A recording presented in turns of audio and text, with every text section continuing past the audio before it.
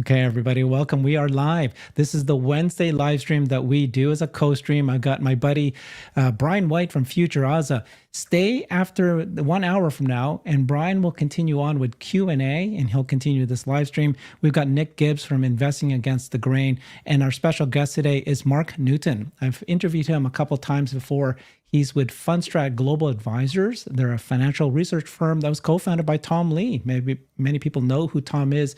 He's a very notable Wall Street strategist. Mark himself is also a notable Wall Street strategist. He focuses on technical analysis, and wow, you've had a lot of firsts, right? Like you're one of the only strategists that you called the S&P 500 year-end targets correctly, 2022 and 2023. I wonder if you'll hit it right for 2024. You are a frequent contributor to CNBC, Fox, and Bloomberg. Now, when we had you on last, Mark, you said, when I interviewed last January, you perfectly predicted right to the dollar how Tesla's stock is gonna fall in April, and then you correctly hit it right where it's gonna hit the, when it was gonna bounce back up again. And then the last interview we just did a month ago, you said that you see Tesla being flat until the end of this year, but then it will hit all-time highs, even breaking past $500 by next year, first quarter of next year. Has any of that changed since we last talked, Mark? We are entering a difficult time for U.S. stock indices, Herbert. And yeah, thank you for those kind words. Better to be lucky than good, I guess. Heading into mid-September, there is a possibility that equities show some consolidation between September and November that would gel with normal election year seasonality. Given that Tesla has, honestly, almost mirrored the S&P with regards to where it's peaked and troughed over the last year. We did see, it bottomed right on August the 5th. That's where the stock market bottomed. When we peaked in July, we actually bottomed in April. It's reasonable to think that relationship probably will continue to some extent. There doesn't need to be perfect correlation, but for now, I'm still optimistic. I'm bullish. I think that NVIDIA should be able to pleasantly surprise and expect that to push higher. So I think, the market will be okay for now. I really worry about, after, I think, mid-October into election time and some of the cycles that I could share with you on Tesla sort of show a similar pattern. So, ideally, we should be in the process of bottoming in the next 1 or 2 weeks and actually start to turn higher in the month of September. But then I expect that after, mid-October, we probably pull back. So to say that it will be flat is not unrealistic between now and probably after the election. After that, I think that's really where the gains could happen is between election time and next spring. I think that's probably the time of the greatest price appreciation in my view. So hopefully, we get to new all-time highs. I think, Tesla has some areas it certainly needs to break out above and just start to show some strength. I mean, it's largely been sideways for a few years now. Great amount of appreciation off the lows in April. That's been good. Even the move from August, this past month has been very good outside of some sort of backing and filling this week. So, I'm optimistic, but I think, we need to see a little bit more to say, okay, we're technically in an uptrend and we can really start to accelerate it. And clearly we're, still sort of muddling around. And so that is really, I guess, the best way to explain the short-term price action. Thank you. Yeah, Mark, two questions, and I think one leads into the other. So you mentioned NVIDIA. I think pretty much everybody's right now expecting NVIDIA to be on top and bottom. I think that's pretty consensus across the board. But I would say the fear we see in the market right now with NVIDIA is the guidance, which again, I think really should be not that big of a deal. But I'm curious how you're thinking about that, because I would say that's probably going to dictate what happens over the next few weeks within the market. And I have a follow-up to that. Well, I think that sentiment generally turned a lot more negative after the severe pullback that we saw in technology into early August. I think that affected, most people have been extraordinarily overweight, a lot of technology stocks. And so that caused fear to really ramp up. And even now on the bounce, we have gotten a little more optimistic.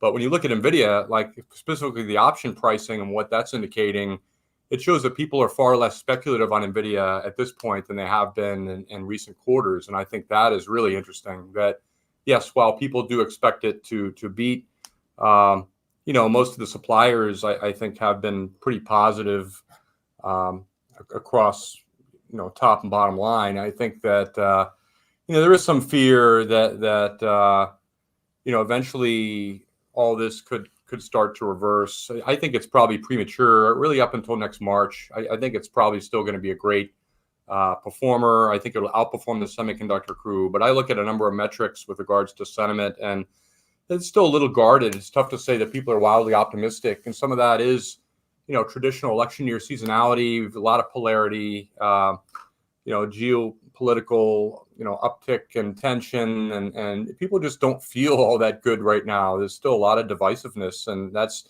very clear with regards to the market. I mean, the market actually is in excellent shape. The eco-weighted S&P is at new all-time highs, and a lot of people don't really pay attention to that. They just look specifically at technology, and so given the weighting, that obviously does affect the market so much more, and is a factor why people are sort of guarded. So, I'm optimistic. I think that if you can sense changes and for example, looking at Tesla and just look when lots of out of the money put options are being purchased, you can almost always effectively get a pretty good idea of when the stock is going to bottom and top, just given, from a contrarian standpoint, how bearish people are getting. And you can probably sense that on your own feeds on when people get very negative. And, many times people are wrong at extremes. And so that's often a pretty useful tip, is just to, you want to follow trends first and foremost. For now, they're still pretty choppy, but there are some reasons for optimism, since early August. So, a long-winded answer to your short question there, but yeah, just okay. So, a quick question, because you mentioned NVIDIA's option pricing. You guys can hear me okay? Because you guys broke up on me. I can hear you fine. Yeah. Perfect. So, I agree with NVIDIA's option price right now is interesting, but it is sitting at almost a 1-year high as far as implied volatility. So, it's at 90% percentile. So you were saying high pricing, or were you saying that it's subdued? In general, I think, look, option pricing, I used to be a former trader on the floor at the CBOE, my past life in the 90s. And so we used to track implied volatility quite often. And ahead of big earnings events, you always see implied volatility try to, skyrocket, and it moves up very sharply. And so right now it's forecasting a 9% move after earnings, I believe. Correct. As to what the actual implied, I think the implied volatility you mentioned was, let's see. So I see about a 70, 71, and it was as high as mid 80s, of course, back in early August. And that was with all the fear, but it's pretty much mid range. Honestly, it's had a low, I think back in May, it got to a low of 30s and got to a high. So it's certainly on the uptick in terms of rising, but I would argue we're not really at extremes in terms of implied vol. Yeah, so just to clarify, what I would mention was we're at 90% of the implied volatility percentile. In other words, over the last 1 year, it's at the 90th percentile of what IV has been. Right. Okay. And I kind of agree with you. Implied volatility, I think we would all agree, tends to be overstated in general. I think that's pretty normal thought. But so just transitioning over to Tesla, I'm curious to hear your perspective on this. We're going into the summer, a lot of excitement around August 8th for the Robotaxi event. And we saw, obviously, the stock react. I don't know how much you put weight into that event itself, but once Reuters came out with the article saying that it was getting postponed, then Elon confirmed it, we saw the stock tank. So you would, a rational person would think, 1 + 1 = 2. So I'm curious, right now, we're sitting here at $203 on the stock. And previously we ran up to 265 just on what we presume is the optimism for 8.8. Do you see something like that panning out again for 1010? Do you think it was just noise back then? Maybe it was just because of Elon's comp package. What's your take on that? If I could share my screen real quick, I'll just try. It might be helpful just to really share sort of the price action of Tesla over the last couple of years. And, we see the big run up from April that really got to right near former highs from last December, 265. We've sort of backed and filled a little bit. Provided it holds 182, for me, I still think we're still in a phase where we can rally out of this and rally into October. And I say that for a couple reasons. I mean, the larger cycles still show that the stock probably has an upward bias into mid-October, and then it starts to pull back. And I say that based on a combination of daily cycles as well as weekly cycles. They both show acceleration higher into mid-October. Unfortunately, if the stock market peaks right around September expiration and starts to sell off in October, then that might dampen the effects of any sort of Tesla rally. But certainly that's the one key catalyst. And I don't disagree with you. I think that anytime, news that helps the stock appreciate, and then, if it's going to be postponed and it turns down, you certainly have to pay attention to news surrounding that event. I mean, I don't normally use a lot of news. I think that you have to always wonder what's priced into the stock and not. But generally, that is going to be something that's very important. So how closely does Tesla follow the technology stocks, the Mag 6, specifically NVIDIA? So Nick was explaining that when NVIDIA reports, if it's really good, blows it out of the water, money's going to get thrown in again on AI. It's almost like people are saying that NVIDIA's earnings report is going to be the bellwether more so than Fed's interest rates, some people are saying. So do you think that Tesla follows the Mag 6, specifically NVIDIA, or does it go on its own path on the way? You compared it to the S&P 500 earlier.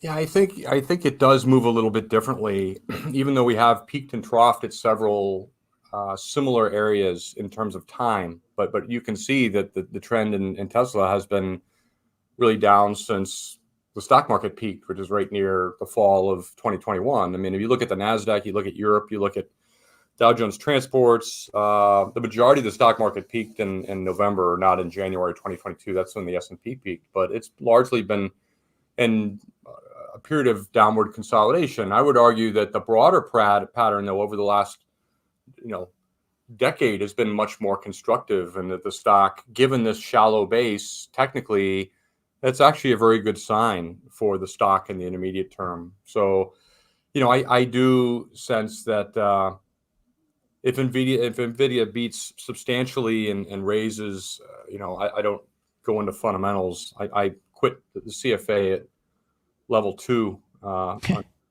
back when I saw the beauty of technical analysis. But in general, I think that it is going to have an effect of all of its suppliers and consumers, and I think it probably could carry it higher. Short-term Tesla, based on today's move, is a short-term negative. It looks like it might have another few days before this bottoms out. So you could see it briefly get under $200, but I don't think it's going to break 180 in my view if I had to make a call there. So I think any sort of further weakness is going to prove short-lived. I'm hopeful that NVIDIA can serve as a catalyst for, it will, if it beats handily, that the technology sector and by extension, the stock market will have a pretty sharp move to the upside if that happens. All right, let's just sharpen what you're forecasting, because I'm doing this because you've been very accurate since we last spoke. When we did an interview, you were very good. So again, not financial advice. You're definitely not saying that you know the future, but you just said right now that in the next 2 days, you might see that Tesla stock continue to fall, maybe not as low as 180, but you do think it could continue to fall in the next 2 days. You then said that it could rise and then it can fall again in October, November. But then you've said that in January and onward, you do see Tesla hitting all-time highs. And in fact, at one point you said $535 or something like that. Is that prediction still correct? So can you just give us what you're thinking again. Just repeat again what you're saying for the Tesla stock for the rest of this year and the first quarter of next year. Yeah, look, it's tough to make a call that it's going to get to new all-time highs without any sort of proof of any longer-term trend improvement. And ideally, we need to get up above the peaks that it saw in July. So it peaked right near that 265 level, which was near December. That would be the first meaningful catalyst. And if it does that, I expect it to get up to at least 341, and then eventually it would test, the 403 level, I guess, which is right near all-time highs. To think that it surpasses that, we'll have to wait and see. I can't claim to be that accurate with regards to long-term price forecasts. I think that's more lucky than skillful when people correctly can say it's going to be at a certain level. I mean, I happened to have a good degree of luck when I was on your show the first time and talked. There were certain things that pointed to that level in April, and that's why I made that call. But first things first, the stock does need to stabilize in the next week. I mean, if you look at the prior peaks from just last week, we peaked out right near 228 or so. So that's going to be really an important level. If it gets above that, then you can say with a pretty good degree of certainty that it's en route to really challenging the peaks from July up near, 265 to 267. That's going to be your next really key area. So I'm unwilling to say all-time highs, but I do sense that that's going to be the time of the greatest price acceleration, and that specifically lines up with some of the intermediate term and short-term cycles, is that after the election that this starts to really kick into gear again. So I'm hopeful, but I fear that without any sort of change, it's just, we're talking largely about an EKG here, but it has shown an uptick in momentum really since early August, certainly, and since April. And I think that momentum has gotten more positive on many time frames, and the fact that this event is so key, I think the stock rallies into the event. And at that Into point, the event, if the right? stock market's Yeah. rolling over, then I'd be a little, I might be more inclined to hedge, long positions and think you might peak out by mid-October. So you've named a couple key resistance points, right? 220 something, and then 265. That's if it hits past that, then that's when you're willing to say it might keep going up. But if it doesn't hit past that, then none of your predictions forward will carry forward, right? Yeah. That's right. I mean, it's already stalled right near last year's highs once, so that increases the importance of that as sort of a level of technical resistance, so to speak. So it really needs to get up above those prior peaks, and that was near 265. I think technically it was like 271 intraday, but that's a very formidable level that really needs to be exceeded. And we're talking about trend analysis, and it's difficult when a stock has gone sideways like this has for the last few years and really the last year. So I don't want to get too cute in trying to just talk about up this week, up this month, down next month, but in general we're looking for signs of stabilization and seeing the stock really start to accelerate. And the volume, I would say, for those that study volume analysis, I mean, we saw a really nice period of volume into July on that big sort of minor breakout that we saw. And so that was really, really encouraging. And subsequently, the volume has been far more muted on the pullback. So that's definitely a good sign.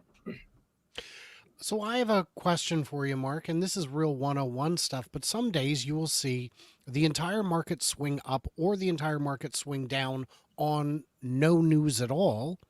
What on earth is going on when that happens? Well, look, I think the more you study the market, you realize that news and Fed policy have very little to do with how the market will move on a day-to-day basis. It's all cycles and sentiment and honestly math. And specifically, some stocks can get overbought, oversold.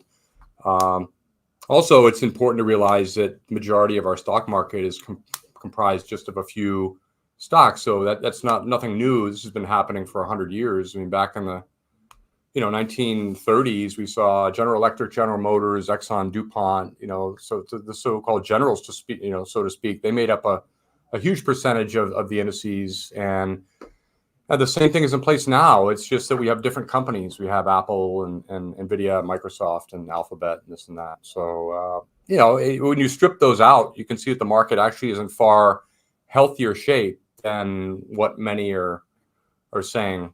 If you just look at tech alone after the recent pullback, eco-weighted healthcare is on the verge of breaking out the new all-time high territory, and that's healthcare is the second largest sector behind technology. So that is actually a pretty good tailwind for the stock market, given that financials have been acting well lately. Healthcare, that's a quarter of the market, those two.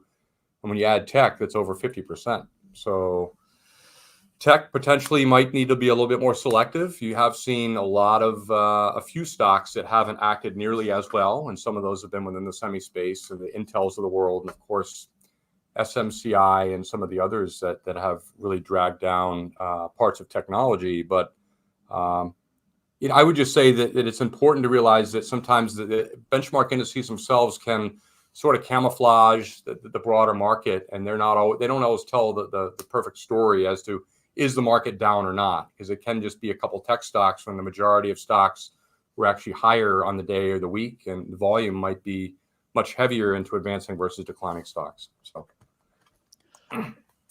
Mark, I have a kind of a maybe not typical question for someone who is so heavy into technical analysis, and feel free to just punt on this if you want. But with regards to, you mentioned we have a really important event coming up on 10/10. And right now, everyone is kind of looking at NVIDIA, seeing what's happening there. Everyone's talking about AI. Is it a hype cycle? Are we in a bubble? Is this the first .com bust of the AI hype cycle? All that stuff. But when you see Tesla and what someone like Elon Musk is doing, and the amount of NVIDIA that they're purchasing, the amount of compute they're purchasing, that is literally putting pressure onto a very, very fine point, meaning onto solving one problem, while the rest of the world, the rest of the industry is kind of just throwing money at, I don't know what, right? Like, we don't know exactly what our killer app is, how we're going to use this, but what Tesla's doing is so specific, so focused, and it's actually out there and you can use it. How do you see that? I mean, I know it's not technical analysis, but do you think that is something that, people are missing as far as maybe a story or what's going to happen? Or do you think the market is always efficient and already has baked in everything that's going on? Yeah, that's a good question. I think that the market is not necessarily always efficient. I think that, Tesla typically seems to rise exponentially on when Elon gets behind the 8 ball and he makes big grandiose promises of what's to come, and he normally can deliver on that, specifically when he forces most of his employees to get it done in a few weeks and things that normally take a number of months. And so you're buying into this brilliant eccentric leader that's similar to a Bezos or a Gates or whoever you want to say, has a vision and has been instrumental in changing the world in a lot of great ways. And I think that's something you can't really put a finger on, that the car company profits are not indicative of what the company is doing behind the scenes. And so, yeah, you have this underlying fundamental value that, eventually will be unlocked. But there's no need to try to say, what is that, or when is it going to happen? I mean, the stock will tell you everything you need to know. Unfortunately, when you get dug in and you own enough Tesla, and you maybe you own Tesla yourself, the cars, or and you see how amazing it is, it prohibits you from paying attention to the stock price maybe as much as you should if you're trying to make money. If your goal is to invest long term in a profitable business, then that's different than saying, okay, I need to make money in the next 12 to 18 months for whatever reason, or just long term. And some people don't care about that. They just follow the story. But the market's had a phenomenal run in recent years, and Tesla, unfortunately, has not been the biggest contributor of that yet. Now, I think that does change, but For me, I always look at technicals first and I look at fundamentals second. And that's anybody's guess as to if you can combine all the different moving pieces to say this is the true fundamental value of where it should be worth. I mean, I don't necessarily subscribe to Kathy Wood's targets or this or that, but I mean, I think if you guys are more proficient in all of this than I am, adding up the pieces of robotaxi and the humanoid, all this stuff, going and along with the Can self-automated you driving, this and that, the things that obviously in the long run are going to be hugely beneficial. When the market starts to realize that is really when you need to get on board and really make sure that you're participating. Until that, it's just sort of a waiting game, and you ignore the noise, you ignore, most of Elon's Twitter X is largely irrelevant to what we're really focusing on, which is trying to make money and just owning this core business and being able to realize profits when it finally does start to accelerate. And I think that it's going to happen. But for me, it's all technical analysis. It's all chart reading, and I'll certainly be involved in a much bigger size when the stock really starts to accelerate, because I have an understanding of what you guys are talking about and what you feel the potential is. But I can't say, well, the market's wrong again, or it doesn't understand it. Look, the market always, to some extent, it's supply and demand of the shares, and at some point that will change. And I think the cycles are interesting in that regard, because they can tell you times when the stock's going to bottom and peak for reasons that fundamentals won't necessarily tell you. Can you elaborate on the Kathy Woods part where you don't agree with her? Is it because of her long-term position, right? She looks 5 years out, and you mentioned before that you think long-term is more of a guessing game, or is it more of a function that you think kind of like a Gary Black, where he thinks that once Tesla solves FSD, well, then pretty much everyone's going to, and it won't really be as big of a deal? No, it's more of the first. I just think it's very difficult to look out over that time period.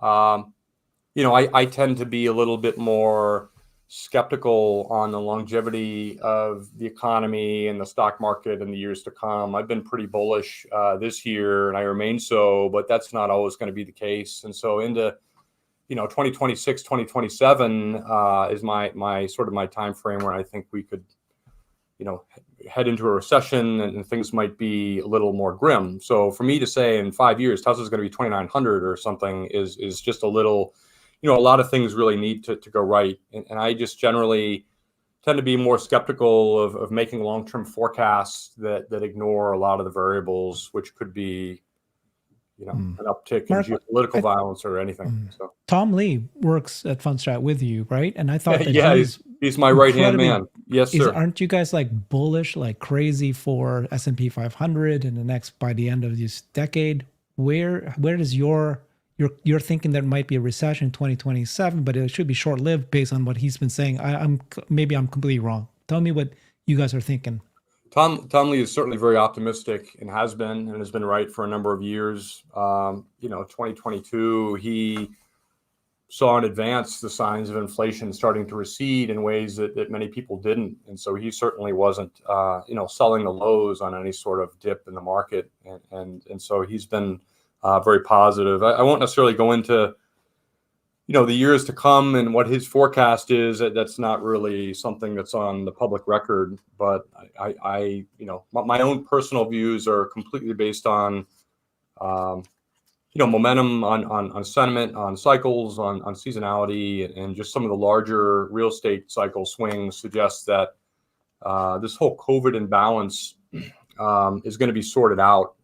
And honestly, we haven't really seen the effects of the interest rate hikes, at least on the American consumer, because the majority of people have locked in real estate at very low levels. And so the fact that rates are up and there's been a massive amount of spending, that's certainly been inflationary to the lower end, and it's hurt people that have a need for food and gas, that we all do. But inflation is coming down. Really, the bigger problem now is the labor market, and starting to see unemployment start to tick up pretty meaningfully. So there's a little weakness on the fringes, and it's early to make any sort of economic call. But my own cycles say that within 2 years, we're going to start to have a pretty big pullback, and I'll expand more on that at year end, heading into next year and where I think the cycle goes.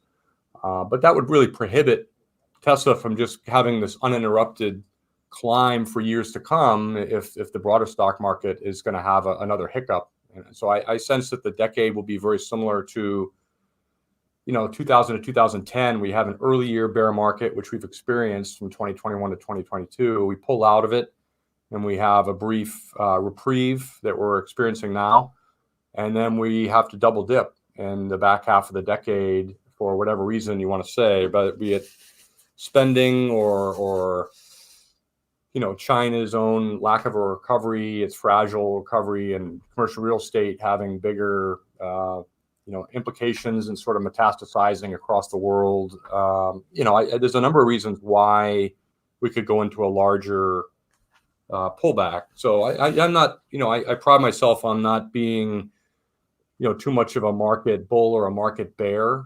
I really try to help institutions and investors make money on what's happening now and not get too dug in on this is going to happen within a couple of years. So therefore I lean negative. I mean, there's money to be made, every day, every week, every month on things that are happening. And so it's just important to make sure that people's eyes are on the ball. And for now, things are still pretty bullish. And I don't see reason to be really all that concerned. I think a lot of this, sentiment is a little misguided, because the economy is still in pretty good shape for now. And earnings have been coming in good, and the trends are in great shape. The equal weighted S&P is at new highs. So, yeah, I mean, I just go ahead. Yeah, so do you follow like high tech innovation trends? Because everything you've said is cycles. But then with AI coming in, Dan Ives, for example, has just recently said that for every dollar that people spend on NVIDIA, you can expect $8 to $10 of actual, earnings and outcome revenue from other tech companies who use that. Because we're talking about AI, a transformative technology that can some people think, I do, that can surpass and overcome any kind of other cycles that has happened in the past. If Tesla solves robo-taxi, if they introduce a robot that can actually do generalized humanoid tasks, it almost, at that point, yes, as an economic cycle could impact other companies, but it won't impact Tesla. I mean, I don't know, but that is a possibility that a tech innovation disruption could overcome some of this. So this idea that AI is not just a, like a cycle, it's not just a somebody that, that overhyped, that is actually improving productivity of employees. It's already showing that in the last 6 months, 8 months. This isn't just a .com boom bust. This is an actual productivity enhancement for every company. So if this turns out and continues, which is what many people are believing, this is going to change the cycle fundamentally. Yeah, I mean, I guess I would push back just a little bit on that, and that I guess I'm a little bit more glass half empty, given my former life as a market maker on the floor of the CBOE, a trader and an analyst, and I've seen a number of different cycles where everybody says it's different this time, and I'm willing to put a certain amount of faith in that. I agree with you with regards to productivity. Most of these companies have all changed our lives for the better, and that will continue potentially exponentially. That's a very good sign. So not to poo-poo that, but just being realistic on, some of the cycles that do affect the economy that look like they're, I don't sense that what's happening in AI is going to completely be able to change that personally. So, again, that's not my expertise. It's just more of my view of the world and having seen a number of different cycles and we all tend to think that the things are always going to be different. And historically, you look back and it's just, we have these cycles that just happen time and time and time again. And you have to wait till sentiment is very, bullish or bearish, and that creates opportunities depending on which way you look at the world. So, Okay. So a question I would ask for everybody is that 8 to 10x that we would see, you spend, a million with buying NVIDIA chips, you're expecting to get 8 to 10 million in utility out of it. A lot of these companies are not yet really figuring out ways to monetize the outputs that they're now producing. How do we expect that to improve? What are they actually selling today, or is it just the promise that they could sell?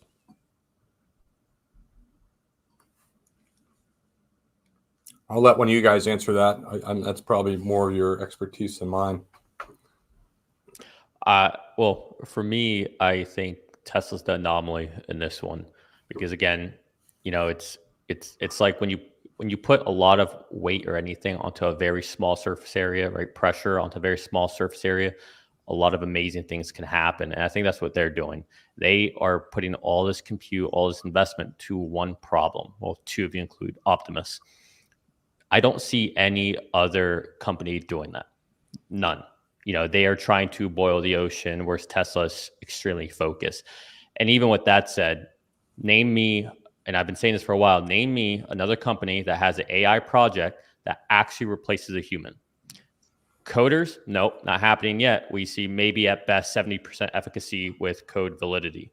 LLMs aren't replacing secretaries. They're not doing anything. They're assisting. They're helping efficiency. But with robotaxis, that takes a human out of the equation, out of the loop, makes it safer, helps reduce insurance premiums. Every state, every city wants that. It just has that immense ripple effect. And I don't see anyone else that has something meaningful to that scale, that impact, until you look at humanoids. And so to me, I think that's the only place where I see this happening. But there's all kinds of things that we don't know that aren't as sexy and being advertised, right? Genomics, there's a lot of interesting things happening there in the healthcare space. But those, again, those take a while and they're not exactly on the front page of news and everything. But you're seeing, like Alport syndrome, right? That's something that probably most people don't even know about, but they're doing a lot of cool things to find ways to solve these problems. So I don't know. I don't know if that really answers your question, but to me, that's why I'm more optimistic with Tesla. It does. And with Tesla, we can see the real world application where it gets not just outside the lab, but outside into the real physical world. But I would say that there are a lot of jobs that are being replaced. Well, while you can't have an LLM just automatically write articles, there are already news bureaus that are reducing staff dramatically and asking one person to be more of a prompt engineer instead of 5 people to be authors. And we're seeing that also with graphic designers. And I'm sure more of it will come. So I do appreciate the answer, Nick. Thank you. Yeah, not to be a stiffler on that, but that is helping someone become more efficient. That's not taking a human out of the loop, is my point. Robotaxis completely take the humans out of the loop. But it is a real money value proposition to the companies that would motivate them to spend on something like that. True. But even then, I would say that's a little exaggerated because a lot of times people want to listen to certain people who are writing something because they believe in what they're saying or that, they're more honest or trustworthy. There's a reason why you have a Tucker Carlson or Rachel Maddow, right? It's because people have inherent trust in those people, those voices.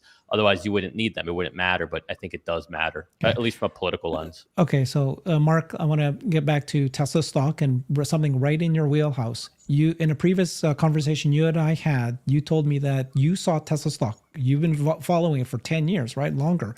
You can see its whole history, that it's a different animal, that this stock acts differently than other indices, other stocks.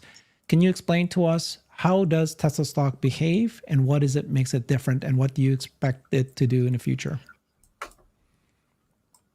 Well, look, how does it behave? I mean, look, as we talked about a little bit earlier, it's had tremendous cycles of both price appreciation and also in the last 3 years, just more of a period of consolidation to those gains. So I tend to be, pretty bullish on the future for Tesla. I would agree with all of your sentiment.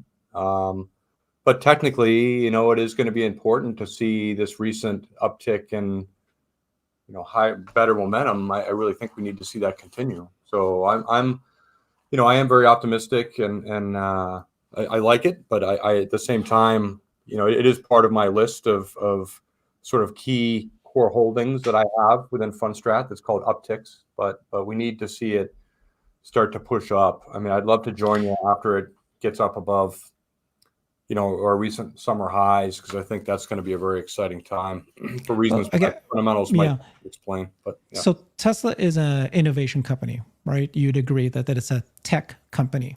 And so what has behaved in the past typically is that it's flat for a long time, lots of volatility because it's a beta, it's a story stock. Then it skyrockets up because of accumulation of technology, of business that it's been doing. And then it skyrockets up and then sets a new base. And then it stays again flat for many years. We've been flat for 4 years now. And then people say it's volatile, but that's volatile relative to this flatness, because nothing's really happening for the company. But then all of a sudden, because it's an innovation company, it's recognized that they've built up all this technology again and skyrockets again. Is that not a pattern that you've seen? And is that not part of innovation companies? Can I add to that real quick, Herbert? Go ahead. So with what Herbert's talking about, and especially, for someone who's heavy on technical analysis, when you look at it over, so call it the 10, 15 years, what Herbert's talking about, it's stagnation, pop. There is, I believe, a correlation is not the right word, but you can see a trend where the longer the base of that, the higher the liftoff tends to be. I guess in along with Herbert's question, maybe you could tell us like what you see from that with your lens. Yeah, look, the stock had a tremendous rally from 2013 to 15, where it went up many, many times. And then we had a period of a number of years. Honestly, it went almost sideways for 6 years or so, I guess, between 2014 and 2019. And then finally, when that was exceeded, we saw that acceleration. And so I don't disagree that we're in a similar period to that, where the stock has really done nothing in the last few years. But when this is exceeded and you start to see it break out in volume, that's the time you can see a very, very good period of parabolic type trading where, it's more of a supply demand story, and the news doesn't always capture why the stock might be up 20 or 30% in a month. So do you just attribute that to supply and demand, or is there any compression theory thought behind the technical analysis where things are weighted down for so long and then all of a sudden you start to have all these gamma squeezes left and right? Yeah, gamma squeezes, it's people make more of that than it should be. There's always ways to hedge options if you're a dealer, I think that there is truth to the matter that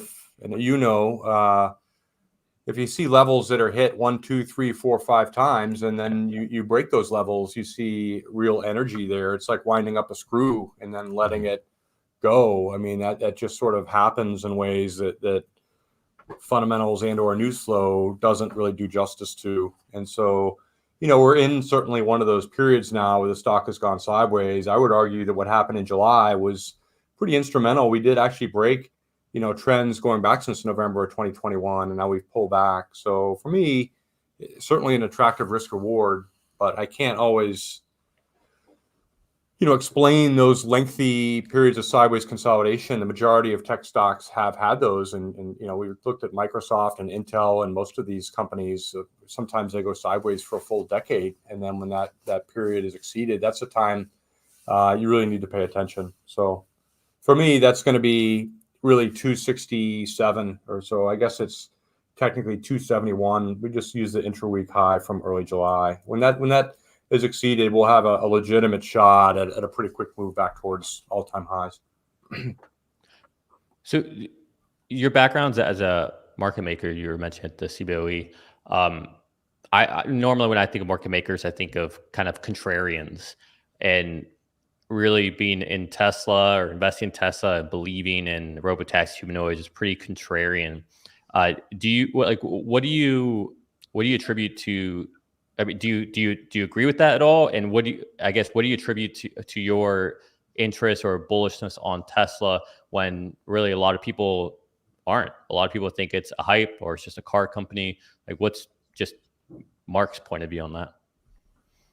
I was a market maker for a few years, right towards the tail end of of the entire, early days of the CBOE back in the 70s and 80s. It was a lot more lucrative. And when I got there, they started to introduce different exchanges and the spreads tightened up. I would disagree that it's a contrarian. I think it's more being the last pure source of capitalism between buyer and seller, that being a market maker in a pit on the floor, we were willing to take the other side of any sort of whatever you wanted to do, buy or sell. And we simply hedge that to try to be delta neutral. And you end up with a big inventory of lots of different options that you basically have to manage. Either you're long gamma and you want movement, or you're short gamma and you want no movement. And you also do the same with volatility, whether you're long the back month options or short them, and you try to ladder your risks so that it's spread out among months. And it's a lot trickier than it sounds. I mean, everybody is very fluent in how to price options. When you buy a call, you should know exactly where the put is trading, and you can figure out the whole board just based on really the gamma of one option. So, you have to have a certain level of math skills and know how to not only hedge the stock very quickly, but also to how to trade the portfolio and how to manage the inventory. So, that doesn't necessarily give me, a negative or positive view on Tesla. I mean, I love Elon Musk and his contribution to the world. I think he's a genius, and certainly the recent polarity between left and right has sort of made him vilified in certain ways, but he's truly one of the first that obviously has tried to figure out that the answers to self-autonomous driving and rockets and humanoid, robots and everything in a way that very few people have. So a true entrepreneur and innovative scientist, I guess. And so I've always admired him. I bought a Tesla S. I love it. It's a wonderful car. And so I own Tesla myself. I just happen to be a believer based on those reasons, I guess.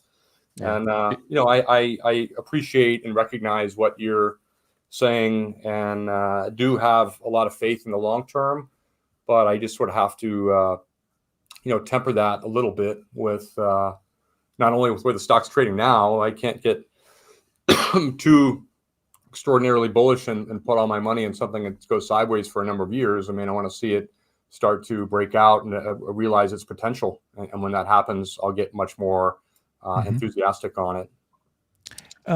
Mark, can you speak to your opinion on the makeup of institutional analysts versus retail investors? Does that make a difference to you? Is the big money, big whales, that's where the money comes in? That's what moves the stock? Only when institutional analysts buy into the story, that's when we're going to see the stock pop? Or many people realize and recognize that Tesla is unique in that it has the largest retail participation of any other stock out there, and that now the retail can actually move the market as well, move Tesla stock. Does that matter to you, the makeup?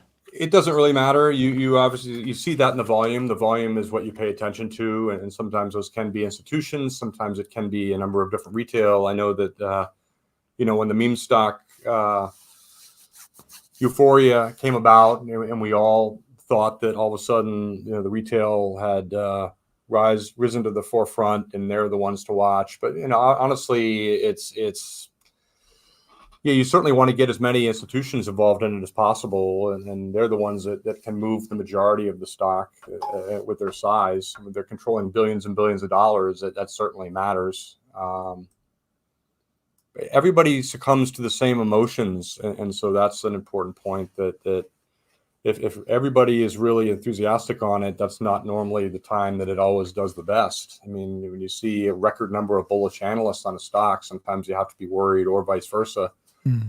Stocks can move in funny ways, and you just have to follow trends. You follow volume, and recently those have been pretty positive in the stock over the last few months, since April, and particularly since early August. So I think that's a positive, but I don't really differentiate in terms of how I would view a stock based on institutional versus retail money or this or that. The bottom line is the volume is what to pay attention to is almost always important. You saw that volume, of course, back in early 2020 when the stock really started to break out, and The back fun days. yeah. But yeah, to what extent, Mark, is there like FOMO, right? So when people start watching, oh my God, everybody's buying Nvidia, everybody's buying Tesla on the year, then the volume keeps accelerating up, right? Yeah, you have to have a way to quantify that. And I hear people say, oh, everybody's negative or everybody's positive. I mean, unless you have things that you can look at that are verifiable. I mean, so I would look at option data. That'll tell you whether people are really, really optimistic, and Gotcha. you start to see outrageous prices on put to call ratios of individual stocks, or, there's certain metrics that I look at for the stock market, but that's not really worth discussing here. Do you have FSD? I've not subscribed to it. I mean, I have a 2022. It's an option, but I have not really tested it out. I just got it recently, honestly. Have you ever used it? I have. Yeah. A friend of mine had it, and I thought it was pretty amazing. So. Okay. And then my last question for you, just because you brought it up, do you tend to maybe not in the fund strat, but just you personally, do you still believe in kind of a delta neutral strategy in general, or do you believe in being maybe more short delta, or thinking that the market tends to have a upward skew to it? Just curious, since I have you on here. Well, look, the market's up 75% of the time. So most years the market's going to be positive. I think you have to recognize when that changes. And I'm capable of being, bearish in some years. I was bearish in 2022. I thought the market would lose 20%. And You were right. yeah, not to pat myself on the back. I mean, it's not, at the time, you look at an interview right when the day on the market peaked. It was November the 17th of 2021. I'd just been with Fundstrat for 2 months, and I told Tom Lee, I'm like, hey, I see some things that suggest the market's going to peak. And he's, really? And he goes on CNBC, and they tell him, and everybody's like, whoa, Tom Lee's bearish. And I'm like, he's not bearish, but he says, oh yeah, this new guy, Mark Newton, he just joined us, thinks the market's, and that ended up being the market peak actually to the day. You called it a turning point for stocks. To check that up, November 17th, 2021. Anyway, I was negative for 2022. I was positive last year. I'm positive this year. I won't give you any early insight as to next year, but happy to join you guys again and talk about that. You're positive. Or I can tell. I'm just kidding. I generally look. I'm long. I've I have a long portfolio of stocks. I don't tend to. I don't tend to get flat very often unless it's very, very, unless things are really in bad shape. Normally, I would just hedge, the portfolios using options or otherwise, where I can, I don't want to have to just get rid of all my stocks. I've done that before, and then I don't buy them back, and you see Amazon, and you're like, oh no, I don't own any Amazon anymore, and it's up 1,000,000%, So it's, there's something to be said for having a long-term view, and I get that, and having, but I also.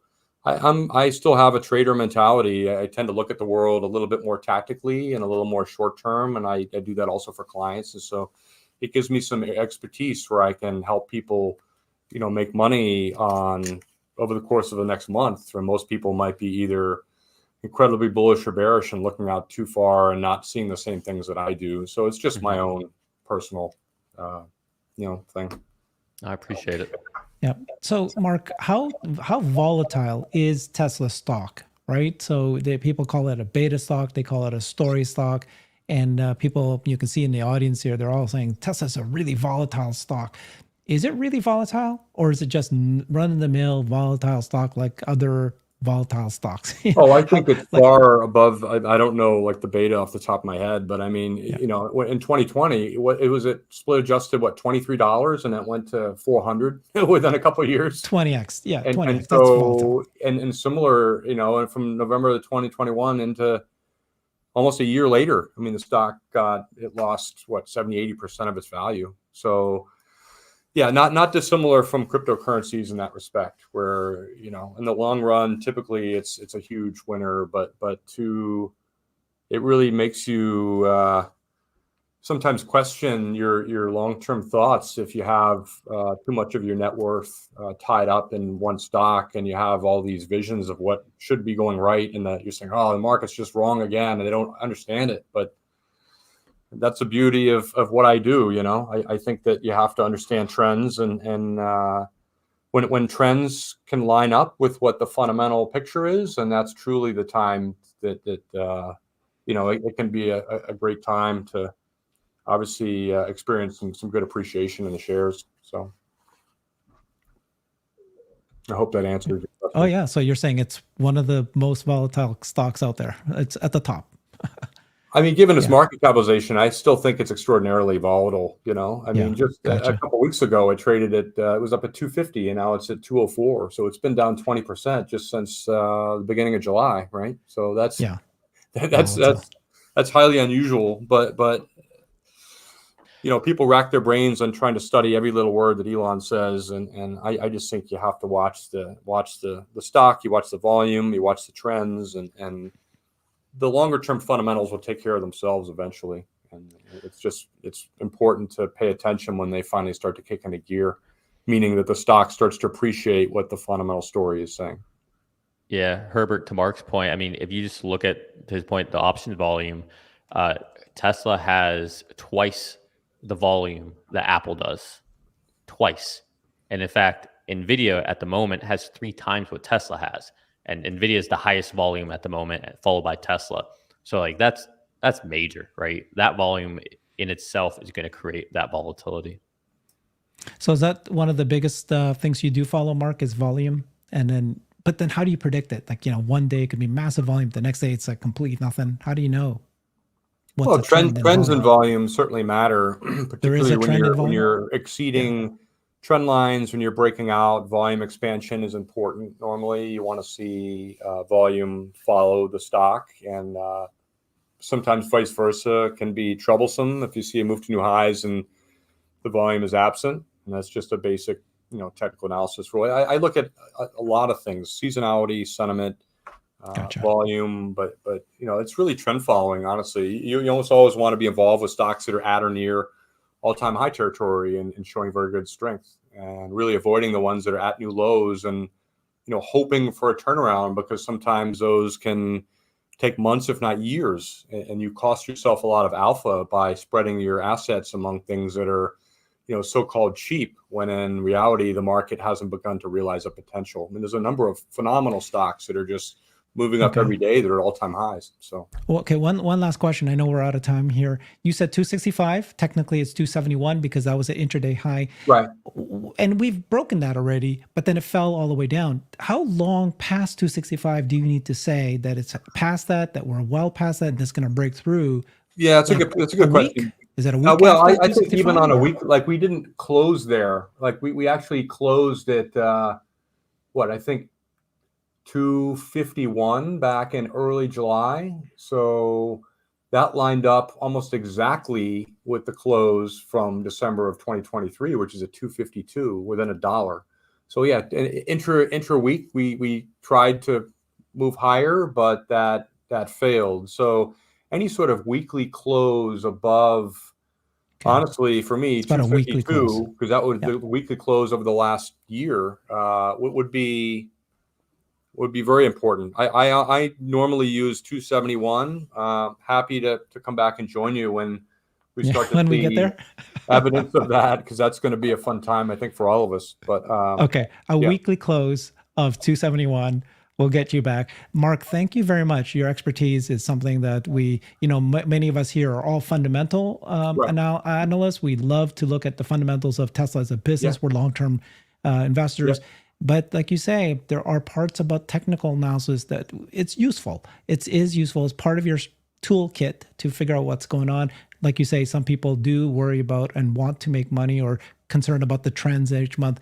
And what we've just talked about today is Tesla is one of the highest, most volatile stocks. So certainly, if it's a volatile stock, you should be aware of the technicals also. Well, it certainly helps to take the blindfold off. I mean, the trends, there are, trends that go up, trends that go down, and trends that go sideways. And so if you can help to line up your fundamental picture with something that is actually moving higher in the direction you want, then that will, it depends on what your goal is. If the goal is to study the fundamentals, that's wonderful. And if the goal is to make money, I would argue the technical analysis is my vital. goal is to make money by studying the fundamentals. Come on, dude. Right. Well, spoken like a true market maker. Dude, I'm going to make a lot of money. I've made a lot of money. Put it that way. Okay. Anyways, enjoyed you very much, Mark. Always appreciate you. Yeah, great to join you. Go on the link in our description. You'll see a link to Mark's. You can get a free 30 days to subscribe to him. We're going to hand this off to Brian. He's going to answer a lot of the questions that are on the questions that was asked. Thank you guys very much. Go ahead, take it over, Brian. I'm going to be over. Yeah, I'm going to be over on the other channel or on my channel. And whether or not you're here when this video ends, it should redirect you. You'll be redirected. Thank you guys. Bye, everybody.